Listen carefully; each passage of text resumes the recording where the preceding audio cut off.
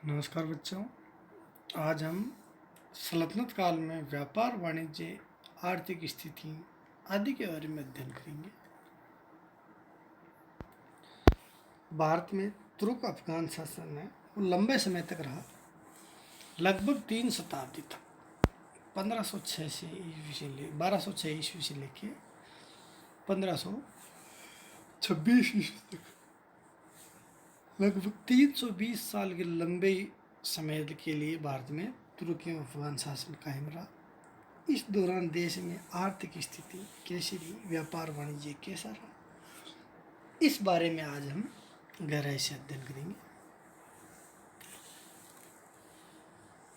3 शताब्दियों के अंदर भारत के बहुसंख्यक लोगों की आर्थिक स्थिति का ठीक ठाक अनुमान करना आसान नहीं है।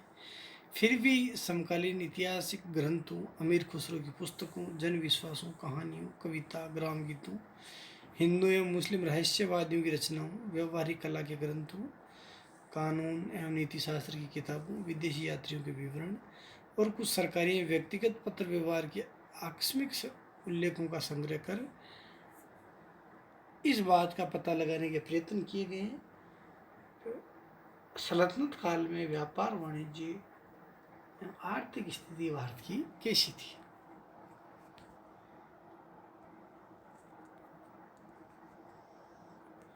व्यापार, वाणिज्य और नगर। इरफान हबीब प्रोफेसर है इतिहास के, इरफान हबीब दिल्ली सल्तनत काल को तृतीय नगरीकरण की संज्ञा या तृतीय नगरीकरण का शुरुआत काल मानते हैं। वे मानते हैं कि इस काल में एक शहरी क्रांति हुई।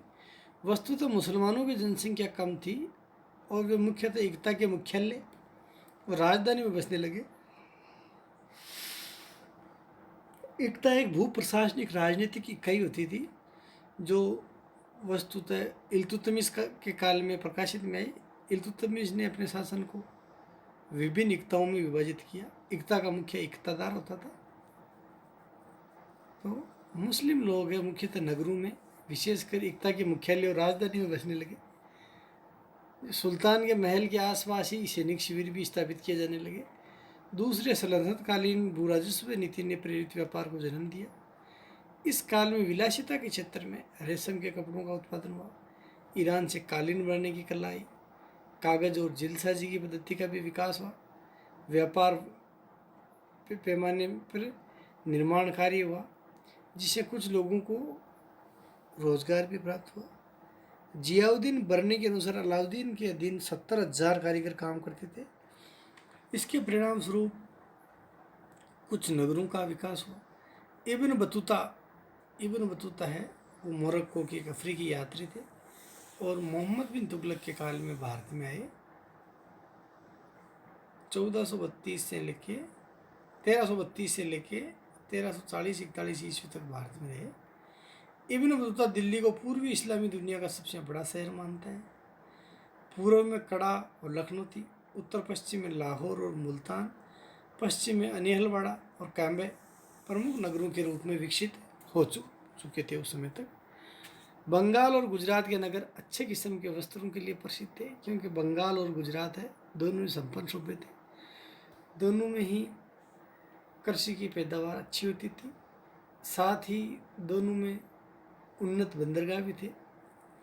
बंगाल का सोनारगांव कच्चे रेशम एवं महीन सूती वस्त्र मलमल के लिए प्रख्यात था। भारत उत्तम श्रेणी का वस्त्र, अतलस, शीशे का सामान, घोड़े पश्चिम एशिया से मंगवाते।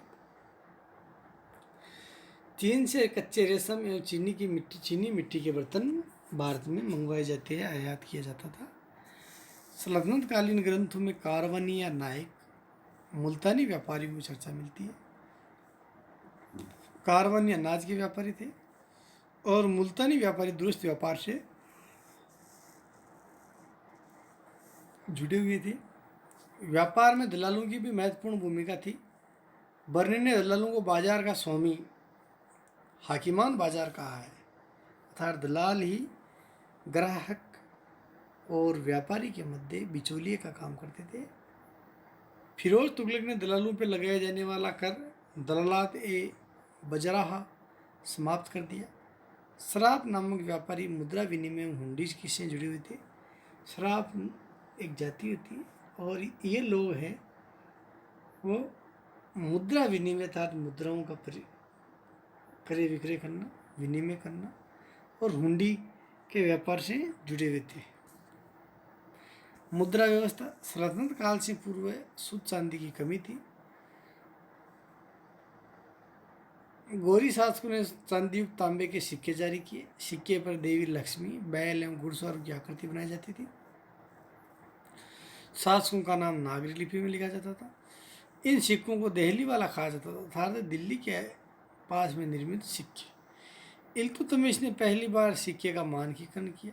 उसने सोने और चांदी के टक्के और तांबे के जीतल एक मुद्रा होती थी जो तांबे की बनती थी मुख्यतः।